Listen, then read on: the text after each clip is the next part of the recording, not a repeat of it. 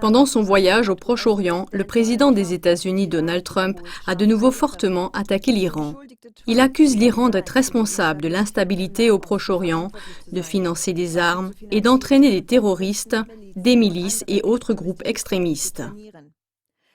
Ainsi, Trump a recours à une stratégie qui a souvent été employée dans le passé des États-Unis et de l'OTAN. Elle consiste à reprocher aux adversaires exactement la manière de procéder qu'ils appliquent eux-mêmes. En voici quelques exemples. Vous trouverez des détails plus précis dans les liens insérés. L'Irak a été attaqué par les États-Unis en 2003 avec le prétexte d'être en possession d'armes de destruction massive. Après coup, il s'est avéré que c'était faux. Ce n'est pas l'Irak, mais les États-Unis eux-mêmes qui, en recourant à des munitions à base d'uranium, sont responsables de nombreuses morts et de la pollution d'une grande partie du pays. La Yougoslavie a été attaquée en 1999 avec le prétexte d'une catastrophe humanitaire causée par le gouvernement yougoslave lui-même. En fait, la catastrophe est arrivée seulement après les bombardements de l'OTAN.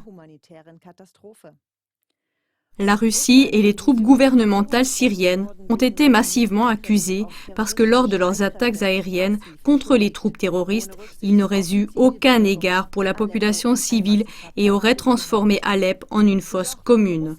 Pourtant, la Russie et l'armée syrienne ont été célébrées par la population d'Alep comme libérateurs. Par contre, des voix s'élevaient en Irak, selon lesquelles à Mossoul, dans la lutte actuelle, les États-Unis ne prêtent aucune attention à la population civile et aux institutions civiles. La géologue irakienne, le Dr Souad Naij al-Azawi, parle même à ce sujet d'une extermination intentionnelle de la population civile en Irak. La Russie est accusée par l'administration américaine et l'OTAN d'être une menace pour l'Europe. Mais n'est-ce pas justement l'OTAN qui menace la Russie par son transfert de matériel de guerre et de troupes à la frontière russe ? La Corée du Nord fait actuellement l'objet d'une forte critique de la part des États-Unis à cause de ses essais de tir de missiles et est présentée comme une menace. Mais les États-Unis eux-mêmes font de pareils essais et s'entraînent chaque année à l'invasion de la Corée du Nord avec des troupes de Corée du Sud.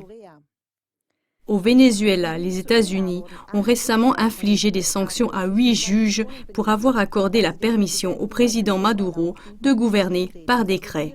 Des décrets sont des dispositions exécutoires.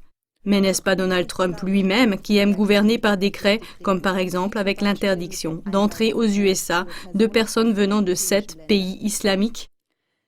Ce n'étaient que quelques exemples de cette stratégie de guerre qui consiste à attribuer ses propres infamies à l'ennemi. Ainsi, actuellement, les accusations contre l'Iran révèlent de nouveau le même motif. Car c'est principalement les États-Unis qui, en soutenant des groupes terroristes, sont un des principaux responsables des grandes souffrances en Syrie. Même l'EI est un ennemi créé artificiellement et totalement financé par les États-Unis, comme le disait l'ancien membre de la CIA, Stephen Kelly. Dans beaucoup d'autres pays, comme le Venezuela ou l'Ukraine, il y a aussi des indices que les ambassades américaines, en armant des groupes violents, rendent possible des renversements de gouvernement. Ainsi, les États-Unis accusent l'Iran des crimes dont ils sont eux-mêmes responsables. Pourquoi cela ? Évidemment, afin de détourner l'attention de leurs propres activités bellicistes au Proche-Orient. Maintenant, avec la négociation de vente d'armes à l'Arabie saoudite, Donald Trump vient justement de conclure la plus grosse affaire d'armement dans l'histoire des États-Unis. Ainsi, il va fournir l'Arabie saoudite, un pays qui mène une guerre dévastatrice au Yémen et qui rivalise avec l'Iran et Israël pour la suprématie au Proche-Orient. Les livraisons d'armes américaines ne vont certainement pas contribuer à apaiser ces conflits au Proche-Orient, mais au contraire, elles les attisent comme un feu de brousse. Et pour à la fin ne pas faire soi-même figure de coupable, l'Iran est déjà stigmatisé verbalement. Ainsi, avec l'escalade programmée, l'Iran pourra facilement être qualifié de principal fautif et responsable.